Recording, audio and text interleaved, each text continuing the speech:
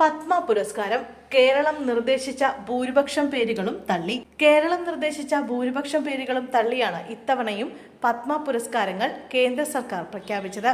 KS ചിത്രയ്ക്ക് പത്മവിഭൂഷണും മമ്മൂട്ടിക്ക് പത്മഭൂഷണും professor MK സാനുവിന് പത്മശ്രീയും നൽകണമെന്നായിരുന്നു കേരളത്തിന്റെ ശുപാർശ. എന്നാൽ ഇവയൊക്കെ തള്ളുകയായിരുന്നു. കേരളം കേന്ദ്രത്തിന് നൽകിയ ശുപാർശ പട്ടിക പുറത്തായിട്ടുണ്ട്.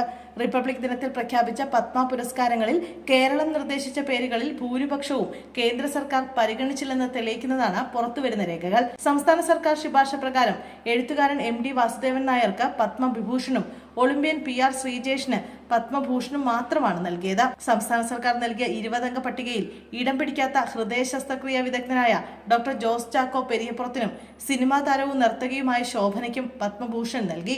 മലയാളി ഫുട്ബോൾ താരം IM വിജയൻ, കലാകാരി ഓമനക്കുട്ടിയമ്മ എന്നിവർക്കും പത്മശ്രീ നൽകി. കേരളം നൽകിയ പട്ടികയിൽ KS ചിത്രയ്ക്ക് പത്മവിഭൂഷണും മമ്മൂട്ടിക്കും എഴുത്തുകാരൻ T പത്മനാഭനും പത്മഭൂഷണും നൽകണമെന്നായിരുന്നു ശുപാർശ. ഇത് പൂർണ്ണമായും കേന്ദ്രം തടഞ്ഞു.